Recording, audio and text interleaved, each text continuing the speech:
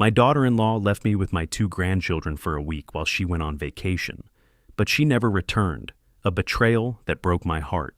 11 years later, she knocked on my door with the police, accusing me of kidnapping. But in court, when I showed the recording, the jury gasped. "Does she know?"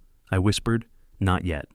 Before we continue, please subscribe to the channel and let us know where you are listening in the comments. Jennifer's words fell like stones into the hushed murmur of my kitchen. "I'm leaving Howard, right now." Around us, relatives were still wrapping up leftover casseroles in foil, their voices a distant hum I could barely process. We'd buried my son Robert 3 days ago, and the smell of funeral lilies still clung to everything, mixing with the scent of reheated chicken and green bean casserole until my stomach turned. Her suitcase stood by the front door. I noticed it immediately. She'd already packed before saying a word. The black roller bag with the broken wheel, the one Robert had bought her for their anniversary 2 years back. "What do you mean right now?" My voice came out steady, though my hands trembled as I held Emma against my chest. The 3-month-old squirmed, hungry and overstimulated from the day's chaos. Jennifer wouldn't meet my eyes. She'd changed out of her funeral dress into jeans and a sweater, practical traveling clothes. A week, maybe 10 days. My sister Jessica in San Diego. I just need to clear my head. Noah wrapped himself around her leg, his small face crumpling. "Mama, don't go." Margaret, our neighbor, stood near the sink with a dish towel in her hands. She'd stopped moving, watching Jennifer with an expression I couldn't quite read. Later, I'd realize it was recognition. She'd seen something I was still too numb to understand. "You planned this." The words escaped before I could stop them. "You packed before the reception even started." Jennifer's jaw tightened. She bent down, kissed Noah quickly on the forehead. "I'll call when I land. Thank you for understanding." But I didn't understand. None of this made sense. We walked to the front porch, and the March evening air hit my face, cold and sharp. Jennifer lifted her suitcase, its broken wheel scraping against the concrete.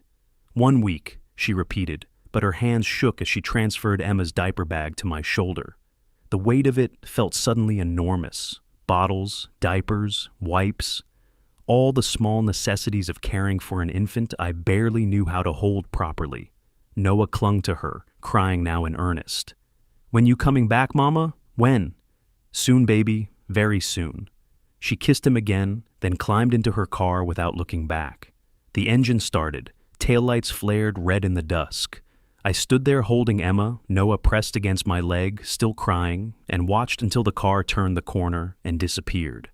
The weight in my arms felt heavier than it should have. Inside, I checked what she'd left.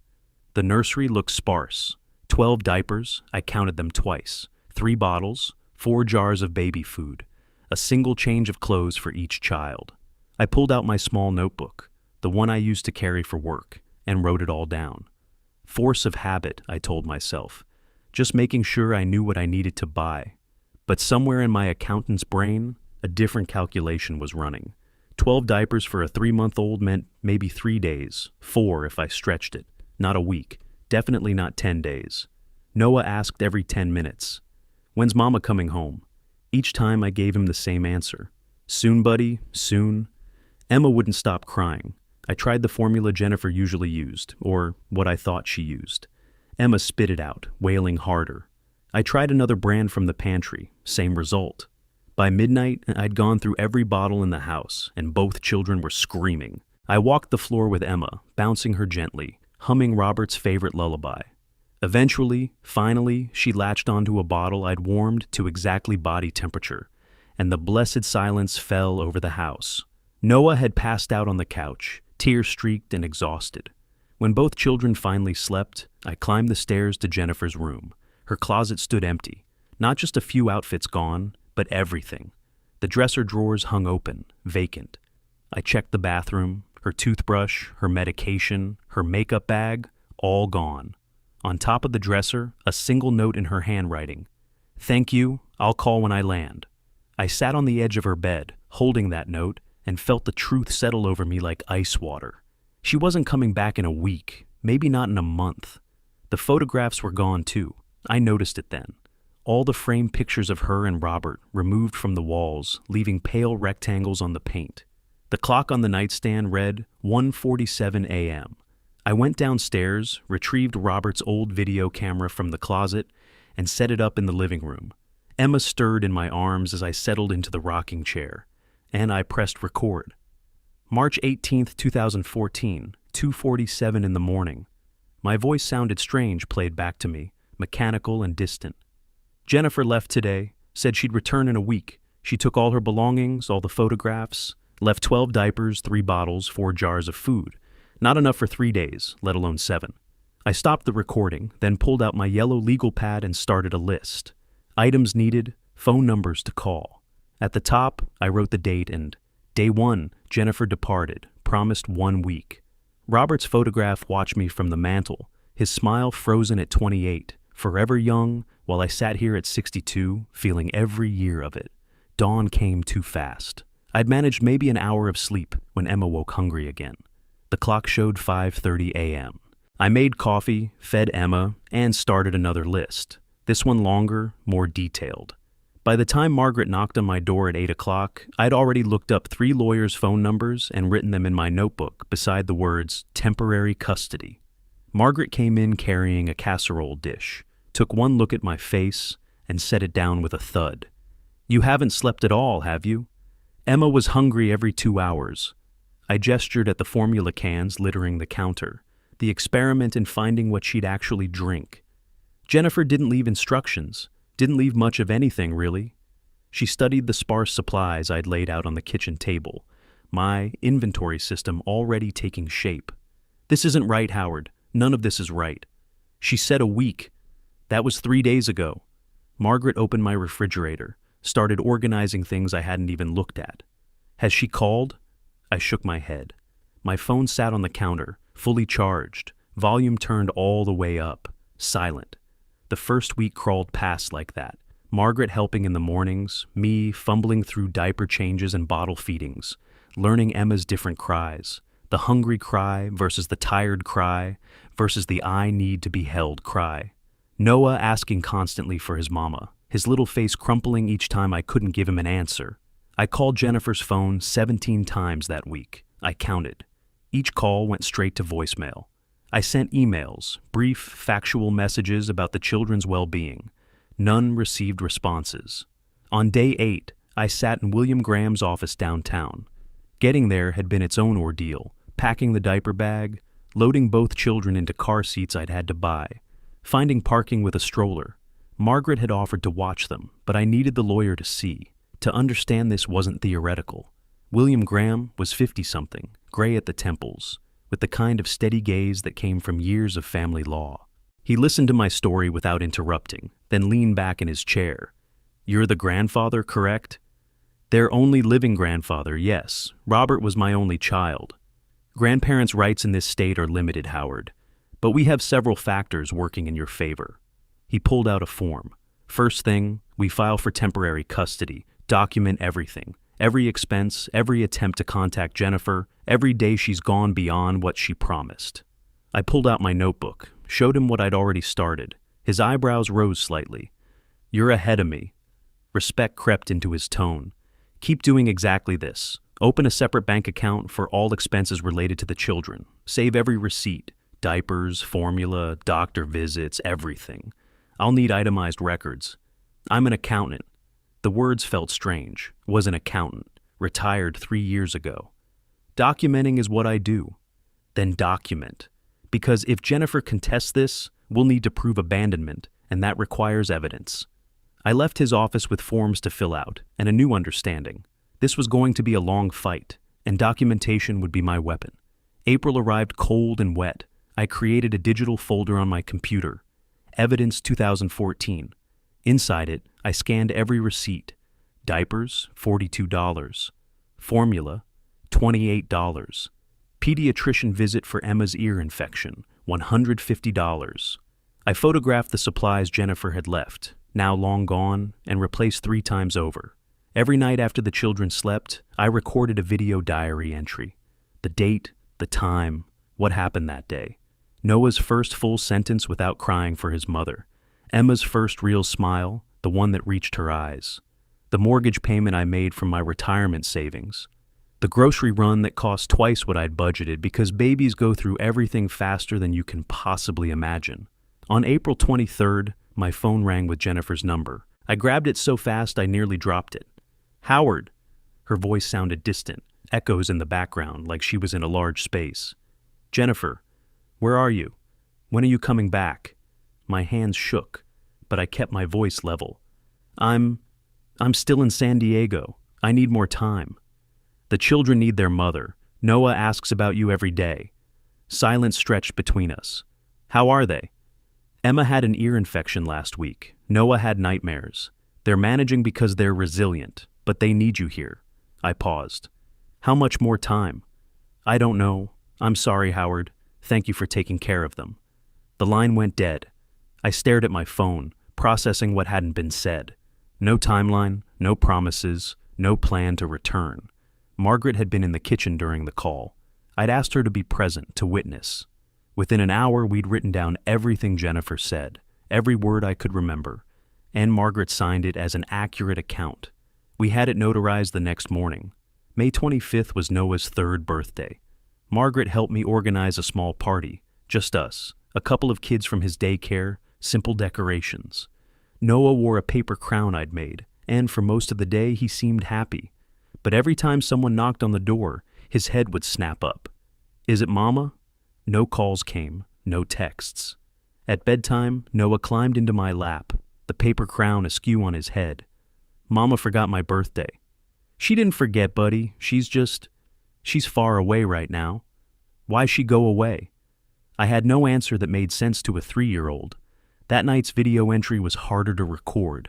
I saved a slice of birthday cake in the refrigerator.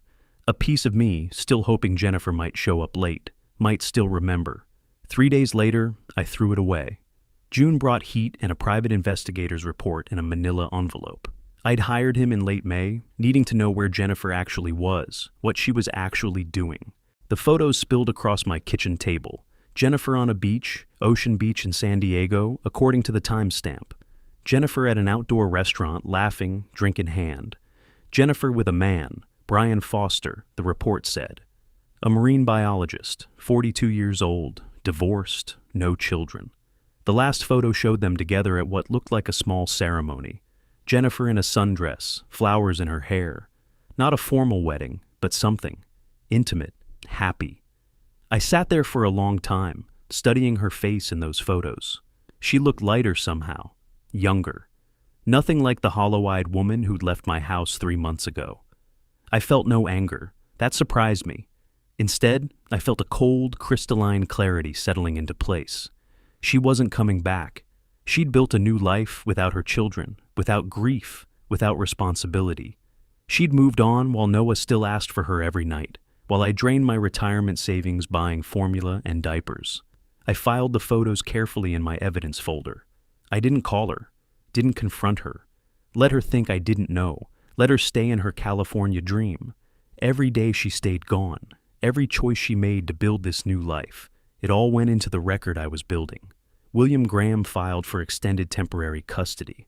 I submitted my itemized expenses, $4,147.83 so far. I submitted Margaret's witness statement. I submitted the call log showing 17 unanswered calls, 14 unreturned emails.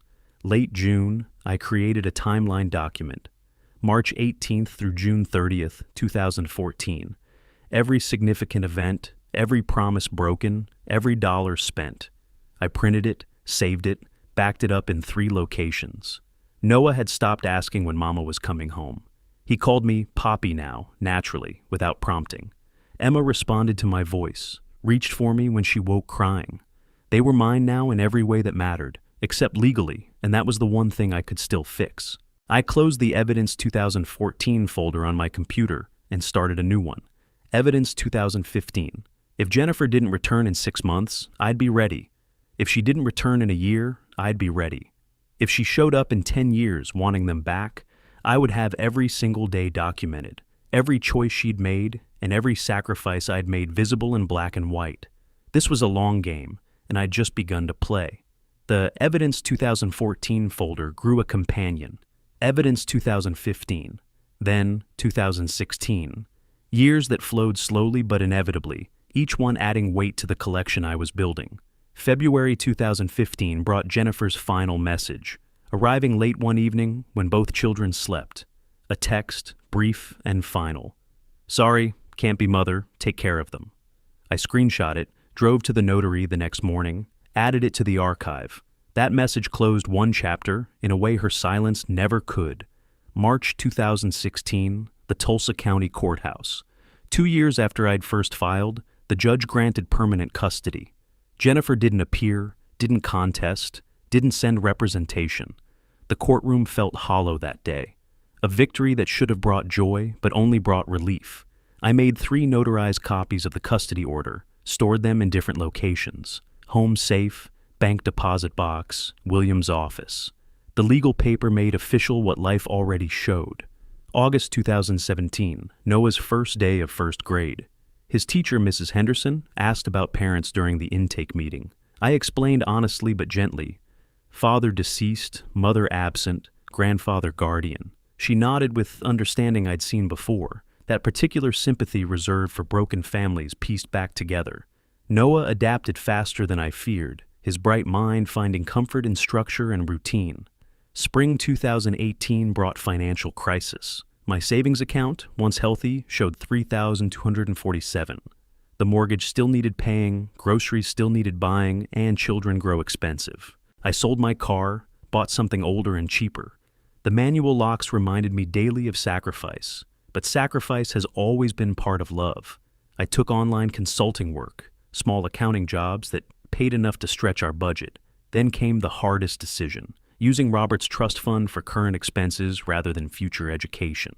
Each withdrawal I documented meticulously: date, amount, purpose, receipt. William assured me I was acting properly, that courts understood guardian expenses, but guilt gnawed anyway. This was Robert's money for his children's future. I was spending their inheritance on their present. September 2019, Emma started kindergarten. Her teacher showed the emergency contact form with Jennifer's photo from 5 years ago. Emma studied it, curious, then asked, "Who's this?" No recognition, no memory. The woman who'd carried her for 9 months was now just a stranger in a photograph. That Christmas, Margaret came for dinner. Watching me with the children, she asked quietly, "Is this revenge or justice?" I considered the question seriously. "Justice," I answered. "Revenge would be making her suffer. Justice is making sure they thrive." Over the following weeks, I recorded video testimonials, Margaret describing what she'd witnessed, Noah's teachers discussing his progress, Emma's pediatrician noting her healthy development, 14 witnesses, each one another brick in the fortress I was building. Then 2020 arrived with challenges nobody anticipated. Pandemic lockdowns meant homeschooling both children while they adjusted to online learning. I recorded everything, even the mundane. Noah frustrated with algebra over video chat. Emma learning to read via computer screen. These weren't dramatic moments, but they were our moments, proof of continued daily care. June 2020 brought an unexpected discovery. Jennifer's social media under her new name, Foster. Wedding photos from 2019, Jennifer in white, smiling, embracing Brian. Beach photos. Restaurant celebrations. A complete life, built without her children in it. I screenshot everything, saved methodically, backed up in 3 locations. The photographs didn't make me angry, they made things clear. She'd moved forward while I'd held steady. She'd chosen happiness while I'd chosen responsibility.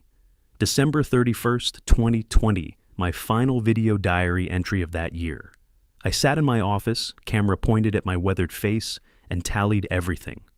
$127,000 personal funds spent, $43,000 from the trust, 2,487 video recordings, 12,000 photographs, 14 witness statements.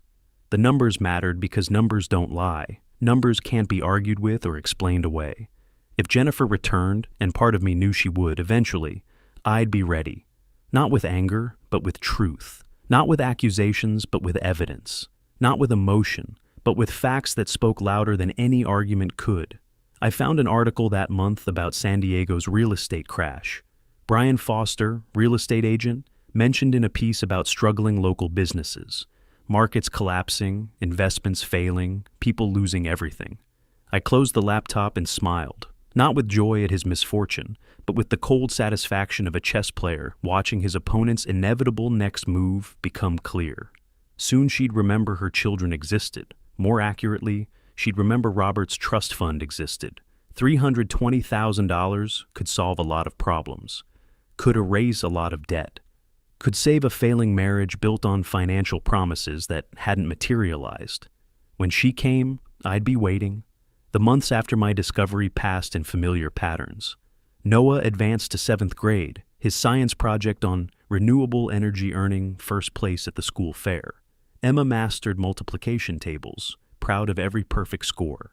I completed my video presentation, 11 years compressed into 20 minutes, each year a chapter, each moment carefully chosen for maximum impact. Then, on Saturday, April 12th, 2025, at 10:47 in the morning, the doorbell rang. I knew before opening. Perhaps intuition, perhaps just pattern recognition. 11 years of waiting creates certain instincts. Through the peephole, Jennifer, older but recognizable, 2 police officers flanking her. I pulled out my phone, started recording, then opened the door. Howard, her voice cracked on my name. These officers, I need to see my children. You've been keeping them from me. You blocked all my attempts to contact them. Detective Carter stepped forward, professional and cautious. Sir, are you Howard Miller? We're responding to a complaint regarding Noah and Emma Miller, currently in your custody. Correct. I kept my voice level, factual. They're inside, doing homework. May I ask what Ms. Foster told you? Jennifer flinched at the surname. The detective noticed.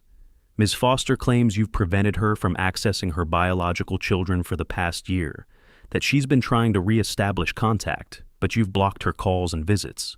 Interesting claim, considering I haven't heard from her since 2015. That's 10 years, detective, not 1. And Jennifer isn't her legal name anymore. She married Brian Foster in 2019. Public record if you'd like to verify. I have documentation inside, the 2016 permanent custody order, her final message from February 2015, a private investigator's report from 2014, and her marriage certificate. Would you like to see them? Jennifer's face paled. Behind me, footsteps, Noah appeared, Emma behind him. They'd heard voices, come to investigate. Both children stopped cold at the sight of Jennifer. Who is this? Noah asked, positioning himself slightly in front of his sister. Jennifer's sob was genuine. Baby, it's me, your mama. I know I've been gone, but... Emma backed away, pressing against my side. Her small hand gripped my shirt. Not recognition, just fear of a stranger claiming something that didn't feel true. Noah's expression remained neutral, but his body language spoke clearly. Distrust, protection, rejection. He turned them against me, Jennifer's voice rose. You poisoned them, told them lies. Detective Carter raised a hand. Mr. Miller, I think we need to continue this conversation at the station. Can you arrange care for the children? I called Margaret first. She arrived within 10 minutes. Then William, catching him on his cell. Meet me at the station. She's back. To the children, I knelt down, spoke calmly. Everything's fine. Grandpa will be back soon. Just need to show these officers some paperwork. The drive downtown took 12 minutes. William met me in the parking lot, and we entered together. Detective Carter led us to his office. Jennifer and a woman I didn't recognize following. Lisa Baker, I'd learned later. The attorney Jennifer had somehow afforded, probably on Brian's credit. Now then, Carter sat behind his desk. Ms. Foster claims her children are being held without her consent. Mr. Miller claims he has legal custody. Let's see documentation. I opened my folder methodically. First, the 2016 custody order. Carter read it carefully, looked up with different eyes. This grants you permanent custody, effective March 2016. Ms. Foster, were you aware of these proceedings? Yes, but I was sick. I couldn't. The court record shows no response to the petition, no medical documentation of incapacity, no request for extension. William's voice was crisp, professional. My client followed proper legal channels. Ms. Foster was properly served and chose not to contest. I laid out the next document, Jennifer's 2015 message. Sorry, can't be mother? Carter read it aloud, slowly. Then the PI report. Photographs of Jennifer in California, dated 2014. Her wedding certificate to Brian Foster, 2019. Each piece of paper, another nail. Detective, William continued, my client has raised these children for 11 years. Not 1 year, as Ms. Foster claims. 11 years without financial support, without contact, without interference. Until today. Carter's expression had shifted completely. Ms. Foster, you stated Mr. Miller blocked contact attempts, but these documents suggest you made no contact attempts to block. Can you provide evidence of calls, letters, emails? Jennifer's silence was answer enough. We left an hour later, the detective's attitude transformed from suspicion to something resembling respect. You saved everything, he had said, flipping through the documents. Every single piece. I'm an accountant, I had replied. Documentation is what I do. From the station, I drove to the bank, withdrew the complete archive from my safety deposit box. 11 years of evidence, organized in labeled binders. William and I met at his office afterward, spreading everything across his conference table. He studied the materials with growing satisfaction. She'll file a custody suit, he predicted. Try to reverse the 2016 order, but with this evidence, Howard, he gestured at the mountain of documentation. I don't see how she wins. The question is why she's doing this now. Money? The word came out flat, certain. Brian Foster owes someone, or business failed, or they need capital. Robert's trust fund has $320,000. That's why she's back. William's phone buzzed, an email from Lisa Baker, officially notifying us of Jennifer's intent to file for custody modification. The war I'd prepared for had finally begun. That evening, I sat in the living room with Noah and Emma, Margaret present but quiet in the corner. Time for honesty, age-appropriate but complete. That woman is your biological mother. She gave birth to you. Then she left when you were very small, and she hasn't been part of your life since. Now she wants to come back. Why? Noah's question was simple, direct. I don't know her reasons, but I promise you this. I won't let anyone take you. I've spent 11 years making sure you're safe, happy, and loved. That doesn't change. Emma climbed into my lap, wrapped her arms around my neck. You're my daddy. I don't want her. I know, sweetheart. I know. After they went to bed, I sat alone in my office, looking at the wall of evidence I'd assembled. William called at 11:50 p.m. Preliminary hearing scheduled for June 20th. That gives us 2 months to prepare. How's your video presentation? Finished. 20 minutes. Complete chronology. Good. We'll need it. Get some rest, Howard. This is what we've been preparing for. I hung up, closed my eyes. 11 years, 4,015 days. Every single one documented, justified, proven. Jennifer had made her choice in 2014. Now in 2025, she'd face the consequences. Not because I wanted revenge, but because justice demanded truth. And truth, properly documented, was irrefutable.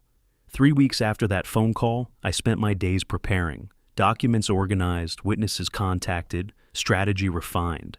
Then, on May 8th, William called again. His voice carried weight I recognized, the tone of someone holding information that changes everything. I've got something you need to hear, he said. An hour later, I sat in his office while he queued up an audio file. The PI kept occasional surveillance after 2014. Last week, he recorded this at a cafe in San Diego. The recording crackled to life, Jennifer's voice tense. How much is left in the fund? Brian's response casual. According to public records, about $320. Maybe more. $320,000. Jennifer's exhale was audible. That would solve everything. It would, but the old man's got custody. We need to play this right. Emotional appeal, depression narrative, blocked access claims. What if he fights? Brian laughed. He's 74. We can outlast him. Nature takes its course eventually. Or we push for joint custody. Access the fund for the children's needs. Either way, we get what we need. William stopped the recording. I sat motionless, processing. Not surprise, I'd known the motive, but hearing it stated so baldly crystallized everything. When do we use this? I asked. Final hearing, let her testify first, paint herself as the devoted mother. Then we play this, maximum impact. I nodded. Strategic patience, not emotional reaction. That afternoon, I drove to First National Bank, met with the trust officer. I needed complete transaction history, every withdrawal since 2014, every justified expense. Mrs. Patterson pulled the records, reviewed my documentation. Mr. Miller, this is textbook guardian management. Every withdrawal properly categorized: education, medical, housing, food. Courts will see you protected this money while using it appropriately for the children's welfare. That validation mattered more than she knew. May 10th brought Jennifer's counterattack. Legal documents claiming I'd isolated the children, blocked contact attempts, manipulated the court system. Her new demand: temporary foster placement during trial. I read each accusation, marked contradictions in red ink. Lies, all of it, but lies that needed methodical dismantling. The children overheard me on the phone with William. Noah appeared in my office doorway. Are they going to take us away? No. I pulled him close, Emma following. Remember what I promised? I keep my promises. May 12th, Susan Hall from Social Services arrived for home inspection. Professional, thorough, she examined everything: children's rooms, kitchen, safety measures. She interviewed Noah and Emma separately. Through the door, I heard Noah. Grandpa raised us since I was 2. He goes to every baseball game, helps with homework, makes breakfast every morning. I don't know that woman. Emma, quieter. Grandpa is my daddy. I don't know another one. Susan emerged an hour later, her expression neutral, but her notes extensive. Mr. Miller, they're clearly bonded to you, not frightened or coerced. However, I must be honest, law favors biological mothers. The court will consider that heavily. After she left, I returned to my office. Planning, always planning. May 15th, with Susan's permission, I filmed the children telling their stories. Noah spoke about school achievements, baseball championships, feeling safe. Emma described learning to read, bedtime rituals, her grandfather teaching her to ride a bike. When she called me daddy on camera, I didn't correct her. Let the judge hear that truth. May 17th, Facebook messages started appearing. Brian's mistake and a gift to my case. Give up, old man. Biology wins, law's on our side. I screenshot it, responded professionally. All correspondence saved for legal counsel. He escalated. You'll regret interfering with our family. Another screenshot, forwarded to William, filed a police report. Brian was making our case stronger with every message. He's panicking, William observed when I showed him the thread. Debt pressure, wife's case falling apart. Desperate people make mistakes. May 20th, William's office. Time for the countersuit. I was suing Jennifer for $170,000, full reimbursement for 11 years of expenses. Legal basis, parental abandonment, failure to provide support. This will enrage her, William warned. Good. Angry people make errors. That evening, I recorded my video diary entry. May 20th, 2025. 1 month until preliminary hearing. Everything in place. Documentation complete. Witnesses prepared, countersuit filed. Jennifer would receive it tomorrow. I imagined her face reading that number. Let her rage. Rage reveals truth. The preliminary hearing date loomed, June 20th, 4 weeks away. 4 weeks to ensure every detail was perfect, every witness prepared, every piece of evidence organized for maximum impact. I'd waited 11 years for this confrontation. 4 more weeks was nothing. William called late that night. Countersuit delivered. Her attorney called, angry. Threatened sanctions for frivolous claims. Let them threaten. We have receipts. Every dollar, every day, every decision, documented and justified. I hung up, walked to the children's rooms, both sleeping peacefully, unaware of the legal war being waged over their futures. That peace was what I fought for. Not victory over Jennifer, but security for them. The difference mattered. Downstairs, I reviewed my presentation one more time. 20 minutes, 11 years, complete chronology. Every moment chosen deliberately. Every transition calculated for emotional and factual impact. When that video played in court, Jennifer would see what she'd missed. More importantly, the judge would see what I'd built. A family, real and true, forged through daily devotion rather than biological accident. June 20th. 1 month away. I closed my laptop, turned off the lights. Tomorrow would bring new motions, new arguments, new attempts to destabilize what I'd created. But I'd faced 11 years of uncertainty. One more month was simply the final chapter of a very long book, and I knew how this story ended. The next 4 weeks passed in compressed intensity. 5 hours of sleep per night. The rest spent finalizing the video presentation. 20 minutes distilling 11 years into irrefutable narrative. Margaret agreed to testify. Noah's teachers confirmed. Emma's pediatrician. The baseball coach. 14 witnesses total, each one a pillar supporting the truth. Then June 20th arrived. I woke at 5 in the morning, put on my dark suit, armor for the battle ahead, and drove to war. The courthouse at 8:45 a.m., already filling with people whose lives intersected with the justice systems in various desperate ways. William met me at the entrance, briefcase in hand, confidence in his posture. We entered courtroom 3B together. Jennifer sat at the defense table with Lisa Baker, her attorney. She'd dressed carefully, conservative, maternal, calculated to evoke sympathy. Brian sat in the back row, trying for invisibility. Margaret occupied row 3, solid and dependable as always. 9 o'clock, Judge Richards entered. We rose. Formalities completed, she gestured us to begin. Lisa's opening statement was pure emotional manipulation. Your Honor, before you sits a mother destroyed by grief. When her husband died 11 years ago, Jennifer Foster broke. Depression consumed her. She made the agonizing decision to leave temporarily, to heal, to become whole enough to parent. That temporary absence became extended through a combination of blocked access and continued illness. Now, recovered and ready, she seeks to restore the natural order, children with their mother. I took notes, unmoved by the theatrics. William stood for our turn. Your Honor, the petitioner presents facts, not feelings. March 18, 2014, Jennifer abandoned 2 children, 1 toddler, 1 infant. She departed promising 1 week. That week became 11 years. 11 years without financial support. 11 years without a birthday card. 11 years without a single verified attempt at contact. Now she returns. The question isn't why did she leave? The question is, why has she returned now? We will show you why. Jennifer's witnesses came first. Her sister Jessica, confirming the 2014 difficult emotional state, but vague on details. A therapist who'd seen Jennifer 3 times in 2024 to 2025. No long-term treatment history. William's cross-examination was surgical, brief, exposing the gaps in their narratives without being aggressive. Professional destruction. Then Jennifer took the stand. Lisa guided her through the prepared story.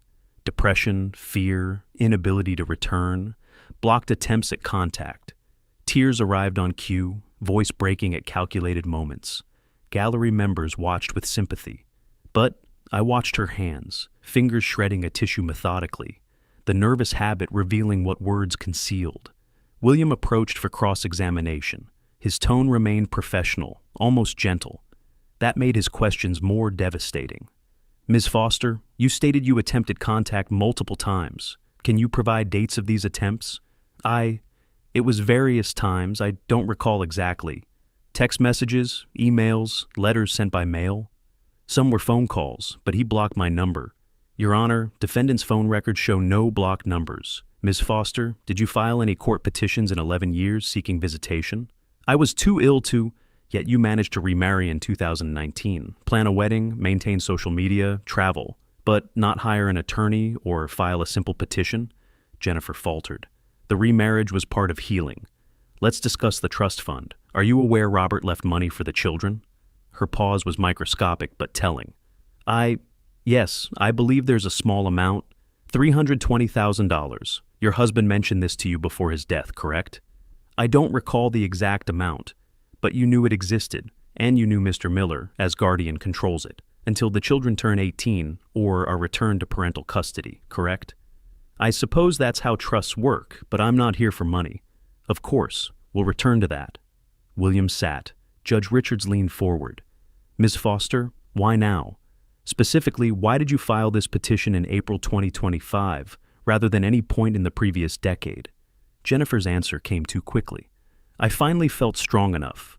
Yet you've been remarried 6 years, apparently stable enough for that commitment. What changed in April 2025? Silence. Damning, heavy silence. Step down, Miss Foster. My turn. I walked to the witness stand, carrying my folder of organized evidence. Before sitting, I addressed the judge directly. Your Honor, I have materials for the court, 11 years of documentation. I presented the folders, one per year, labeled, indexed, color-coded. Judge Richard's eyebrows rose slightly. Professional documentation impressed judges. I'd counted on that. I'd also like permission to show a 20-minute video presentation, chronological record of the past 11 years. Lisa objected immediately. Theatrics, Your Honor, prejudicial. William responded calmly. It's documented evidence, properly compiled, visual record supporting written documentation. Judge Richards considered. Objection overruled. We'll view the presentation. Bailiff, prepare the screen. The screen descended from the ceiling. Lights dimmed. My finger hovered over the play button on the remote. This moment, 11 years of preparation, condensed into 20 minutes of truth. I looked at Jennifer one final time before pressing play. She stared at the blank screen, not at me. She didn't understand yet what she was about to witness, the full weight of her choices made visible. I pressed play. The first frame appeared, my face, 11 years younger, exhausted, holding Emma. Timestamp, March 18th, 2014, 3:15 a.m. My recorded voice filled the courtroom.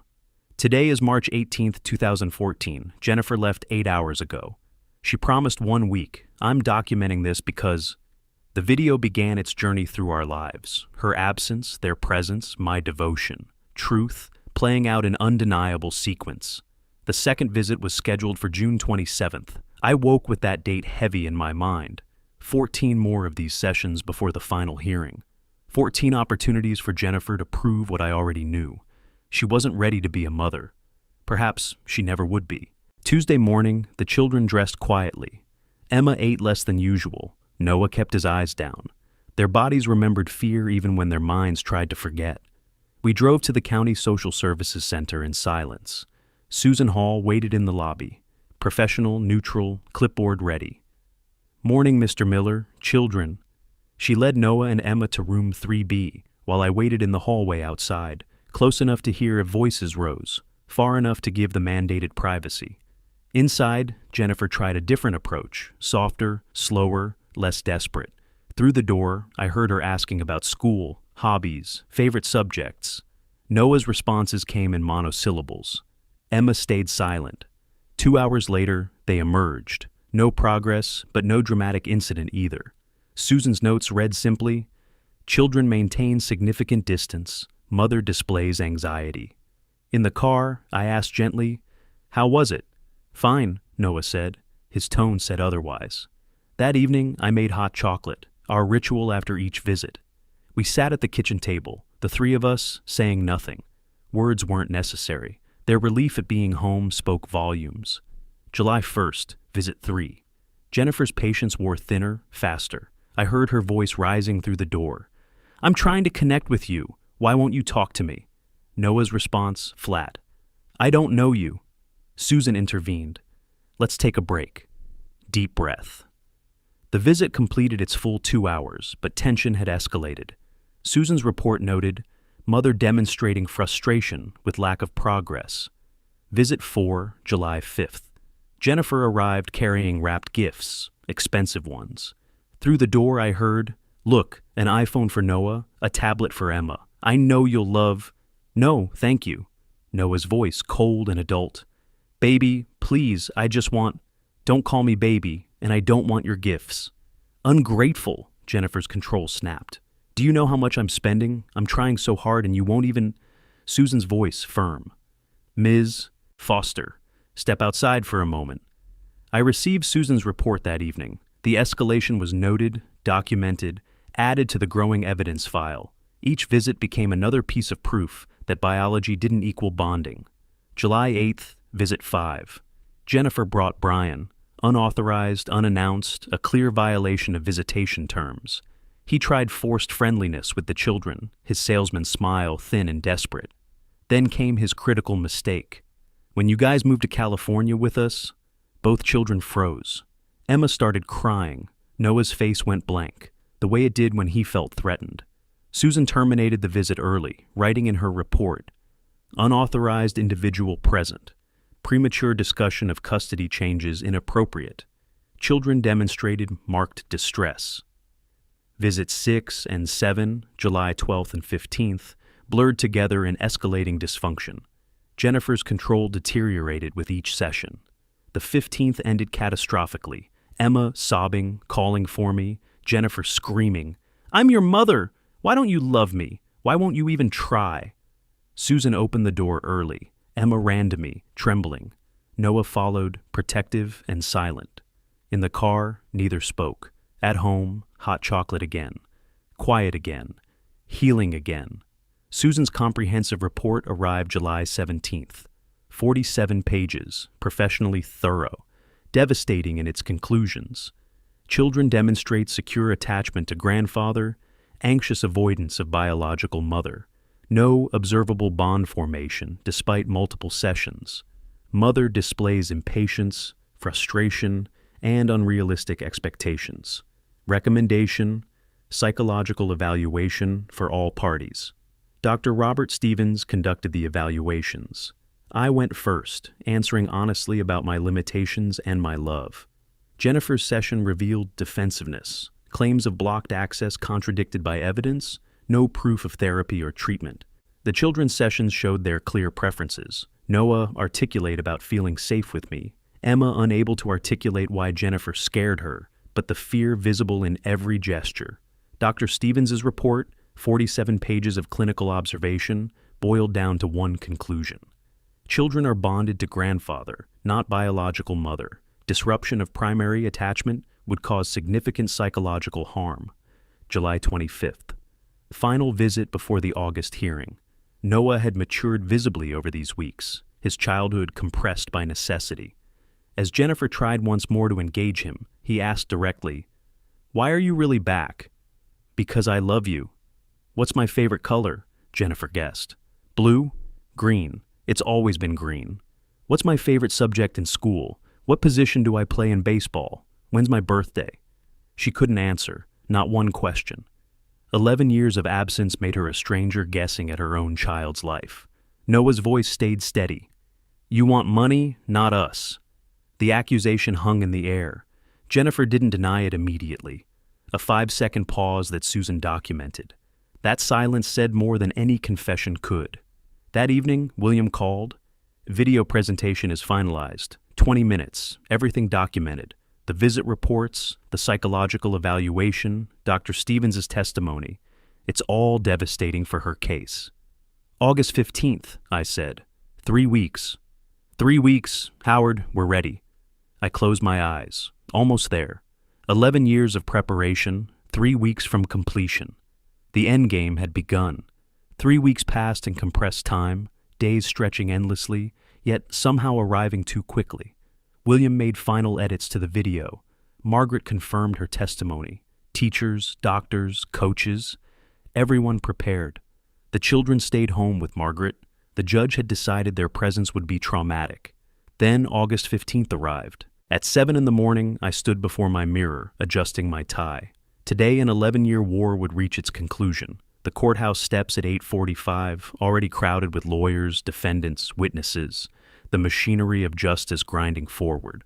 William met me at the metal detectors, and we rode the elevator to the 3rd floor in silence. Words felt inadequate for the moment. Courtroom 3B at 9 o'clock. Judge Richards entered. We stood, formalities repeated. Jennifer sat at the defense table, defeated posture already visible. Brian had returned, sitting in the back row, trying to look supportive while radiating discomfort. Margaret sat in row 3, steady as always. Lisa Baker stood for her opening statement. Pure emotion, carefully constructed. "Your Honor, we ask you to see past the impressive paperwork and recognize a fundamental truth. A mother's love cannot be quantified in receipts and spreadsheets. Jennifer Foster made mistakes born of grief and illness, but motherhood isn't about perfection. It's about biology, about the natural bond between parent and child.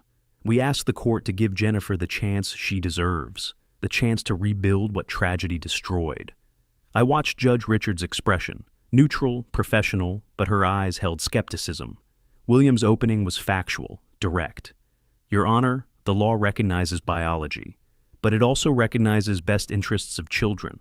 This case presents a simple timeline. March 18th, 2014, Jennifer Foster departed. She promised 1 week. That week became 11 years, 4 without 15 days without support, without contact, without presence. Now she returns. The question isn't whether she has biological rights. The question is whether exercising those rights serves the children's welfare. The evidence will answer that question definitively. Lisa called her witnesses first. Jessica, Jennifer's sister, provided vague testimony about 2014 emotional state. The therapist confirmed 3 recent sessions, no long-term treatment. William's cross-examinations were brief, surgical, exposing gaps without appearing aggressive. Then Jennifer took the stand. Her direct testimony followed the script. Depression, grief, inability to function, blocked attempts at contact. Tears appeared on schedule, voice broke at appropriate moments. But I watched the gallery, some sympathy, yes, but also skepticism. People weren't fools. William approached for cross-examination. His voice remained gentle, which made his questions cut deeper. Ms. Foster, you've stated you attempted contact. Let's be specific. How many phone calls did you make to Mr. Miller's number in 11 years? Many times, but he blocked. Phone records show no blocked numbers. How many letters did you mail? I was too unwell to, yet you maintained social media, posted photographs, planned a wedding in 2019, traveled to multiple states. These activities require planning, organization, sustained effort, correct? That was different. Different how? You could plan a wedding but not write a letter? You could post on social media but not send an email? Help me understand the distinction.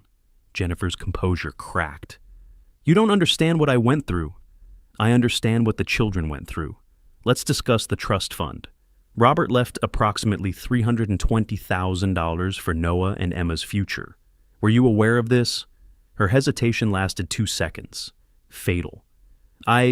Yes, but that's not why you're here? Then let's hear why you filed in April 2025 specifically. What changed between April 2024 and April 2025? Silence.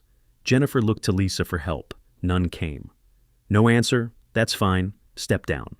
Judge Richards called a brief recess. When we returned, it was my turn. I took the witness stand, placed my organized folders before me.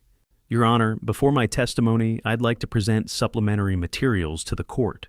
I distributed the binders, 11 years, chronologically arranged, Susan Hall's visit reports, Dr. Stevens' psychological evaluation, financial records showing $170,000 in documented expenses, 8 witness statements, all notarized. Judge Richards examined the materials with obvious interest. Professional documentation always impressed judges. It separated serious cases from emotional appeals. I also have a video presentation, I continued. 20 minutes, chronological record of the past 11 years, with the court's permission. Lisa objected weakly. Prejudicial, Your Honor. It's documented evidence, William countered. Visual record supporting written documentation. Judge Richards nodded. Permission granted. Bailiff, prepare the screen. The screen descended. Lights dimmed. The courtroom fell silent. I held the remote, finger on the play button. 11 years compressed into one small device. I looked at Jennifer one final time. She stared at the blank screen, not comprehending yet what she was about to witness. I pressed play. The first frame appeared, my face, March 18th, 2014, 3:15 a.m., holding Emma. My voice filled the silent courtroom. Today is March 18th, 2014. The journey began. The screen glowed with my past. That first night, exhausted and determined, Emma crying in my arms. But I didn't watch the video. I watched Jennifer. She stared at the screen, seeing what she'd missed, not yet understanding she was seeing her future collapse. The video progressed chronologically. 2014, those brutal early months, my voice narrating. Day 30. Emma won't take formula. Noah asks for mama every hour. I'm documenting because someone needs to remember this. Footage of sleepless nights, doctor visits, the relentless demands of infant care. The courtroom watched in silence.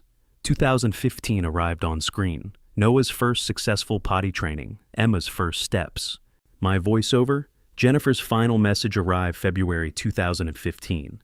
Sorry, can't be mother, take care of them. Screenshot dated, notarized. The text message appeared on screen, clinical and damning. Years 2 through 5 compressed into rapid montage. Noah's first day of kindergarten, small hand gripping mine. Emma learning to talk, her vocabulary expanding daily. Birthday parties with homemade cakes. Margaret always present, Jennifer always absent.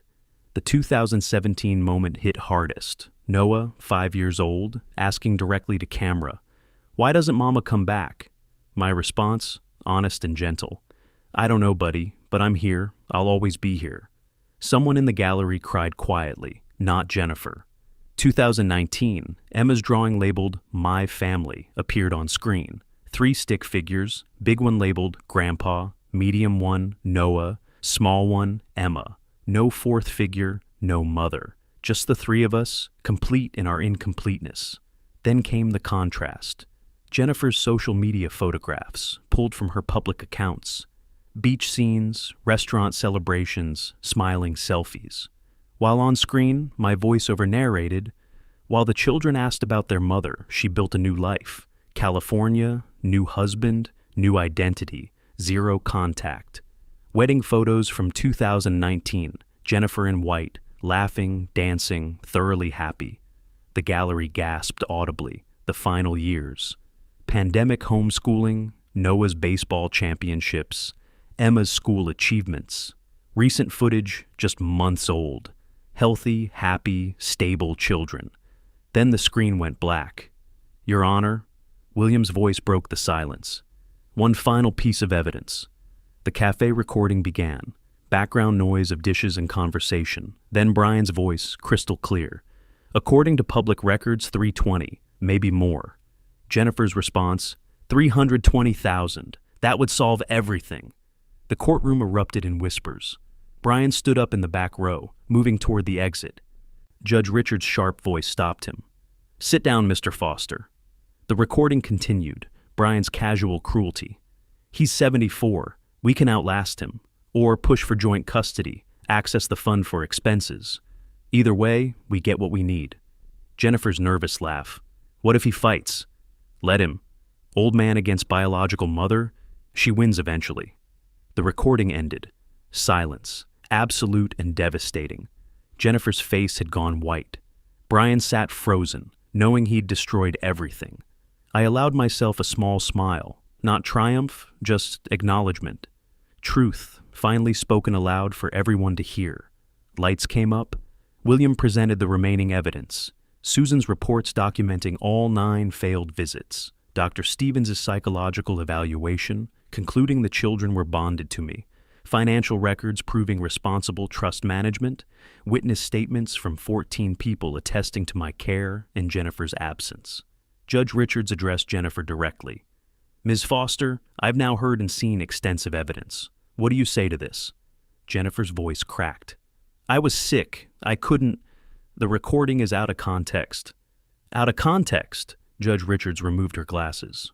You discussed the trust fund amount specifically. You discussed waiting out Mr. Miller. How is that out of context? Brian was just upset, talking without thinking. But you laughed. You agreed. You didn't stop him or correct him. Ms. Foster, being a mother starts when you're needed, not when it's convenient. These children needed you for 4,015 days. You were absent for every single one. Mr. Miller was present for every single one. That's not biology, that's commitment. I stood for my testimony. My voice stayed level, controlled. Your Honor, being a parent isn't about blood. It's about being there. 4,015 days. Every breakfast, every school night, every nightmare, every triumph. I chose this. I chose them. Jennifer chose differently. Both choices have consequences. The gallery was silent. Judge Richards looked at the mountain of evidence before her, then at Jennifer, then at me. This court will adjourn until tomorrow morning, 9 a.m. I'll deliver my ruling then. We're adjourned. The gavel struck. Outside the courthouse, William squeezed my shoulder. We won. You know that, right? Until the judge speaks, nothing's certain. I drove home. The children waited with Margaret, anxious and hopeful. What did the judge say? Emma's voice was small. Tomorrow, I answered. She's deciding tonight, announcing tomorrow. Noah bit his lip, fear visible despite his attempted bravery. I pulled them both close. I showed them everything, the truth, all of it. Now they know. Will you win? Emma whispered. I'd never promised what I couldn't guarantee, not in 11 years, but this time, yes, I said. I'll win. That night lasted forever. Sleep came in fragments, 3 hours maybe, scattered across 8. At 7 in the morning, I dressed again in the same dark suit, drove the same route downtown. The children stayed with Margaret. I didn't want them hearing the verdict if somehow the impossible happened and the judge ruled against us, though I knew, after yesterday's evidence, she couldn't. Still, 11 years taught me not to believe until I heard the final word. The courthouse at 8:45, less crowded than yesterday. William met me, looking rested despite the high stakes. Sleep well? No. Neither did Jennifer, I'd guess. We entered the courtroom. Jennifer and Lisa sat at the defense table, both looking defeated before the battle even resumed. Brian was absent, probably too ashamed to show his face after that recording. Margaret occupied her usual spot, row 3, solid and dependable. 9 o'clock. Judge Richards entered. We stood. This court is in session. Before I deliver my ruling, does either party wish to make final statements? Lisa stood, made a brief, weak appeal about second chances and redemption. William responded with simple facts. 4,015 days of abandonment versus 4,015 days of devotion. Math that couldn't be argued. Judge Richards nodded. I have reached my decision. The courtroom held its breath. This case presents a conflict between biological rights and children's welfare. The law recognizes both. However, when they conflict, welfare takes precedence. I've reviewed extensive documentation, watched 20 minutes of chronological evidence, heard expert testimony, and listened to a recording that revealed the true motivation for this petition. She looked directly at Jennifer. Ms. Foster, you gave birth to 2 children. That's biology. But motherhood is not biology. It's action. Daily, endless, selfless action. Mr. Miller performed those actions for 4,015 consecutive days. You performed them for 0 days in 11 years. The mathematics is simple. Her voice hardened. Furthermore, the cafe recording demonstrates this petition's true purpose, accessing your late husband's trust fund to resolve your current husband's financial difficulties. This court will not allow children to be used as financial instruments. Jennifer began crying. Judge Richards continued, unmoved. My ruling is as follows. Full legal and physical custody awarded to Howard Miller permanently. Jennifer Foster's parental rights are hereby terminated under voluntary abandonment statutes. Mr. Miller is awarded $85,000 in partial reimbursement for expenses incurred. Ms. Foster is prohibited from contacting the children until they reach age 18, at which point contact requires the children's written consent. The gavel struck. Case closed. Jennifer collapsed into sobs. Lisa put a hand on her shoulder, but the gesture looked perfunctory. They'd known this was coming. Everyone had. William and I stood. He shook my hand firmly. Congratulations. It's over. It's over, I repeated, testing the words. Outside, reporters waited on the courthouse steps. Jennifer and Brian rushed past them to their car, refusing comment. A reporter approached me. Mr. Miller, how do you feel about... This is a private family matter. No comment. Thank you. Margaret appeared with the children. They'd come after all, wanting to be present for the resolution. Emma saw me and ran, Noah close behind. Did we win? Emma asked. I knelt down, pulled them both close. We're staying together, forever. That's official now. Noah's maturity broke slightly, relief flooding his face. I knew you'd fight for us. Always. The drive home felt different, lighter. Emma turned on the radio, found her favorite song, started singing. Noah joined in, off-key but joyful. Simple happiness, finally possible without the shadow of uncertainty.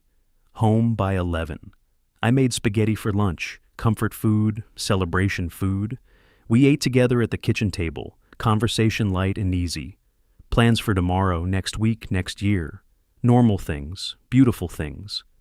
Can we go to the park tomorrow? Emma asked. Like always, I said. That phrase, like always, carried weight now.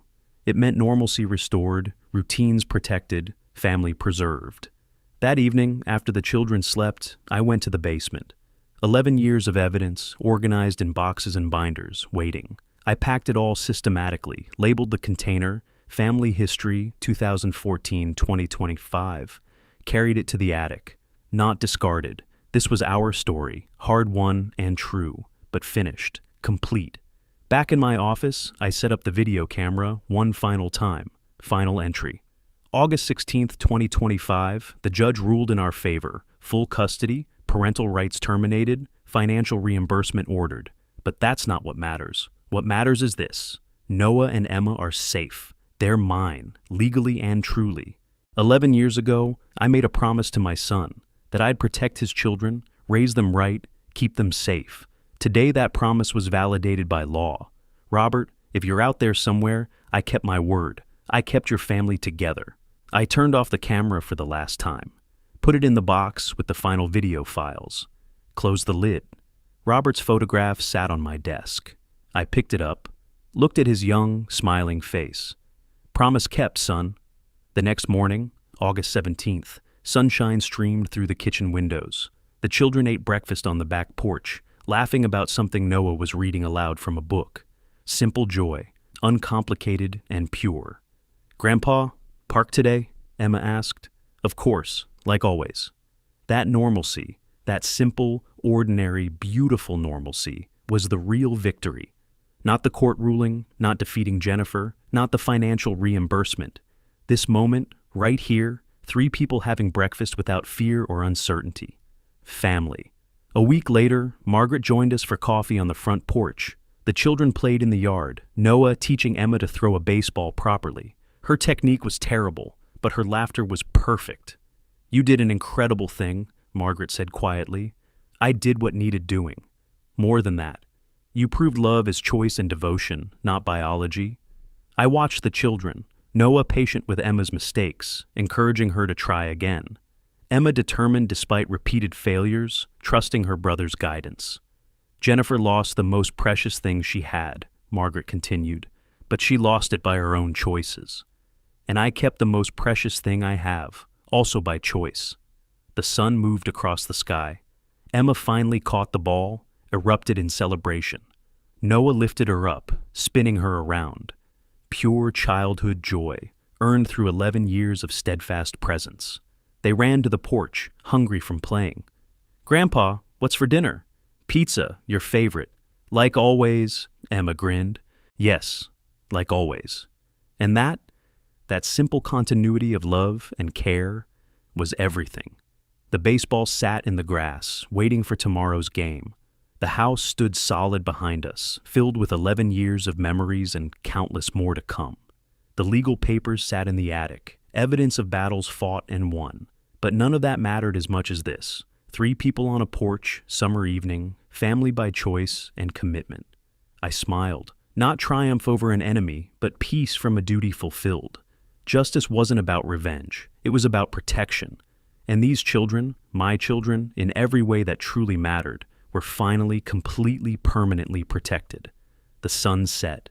They went inside, already arguing playfully about what movie to watch. I followed them in, closed the door behind us. Home, family, forever. That was justice. That was enough. If you like this story, please like this video, subscribe to the channel, and share your impressions of this story in the comments.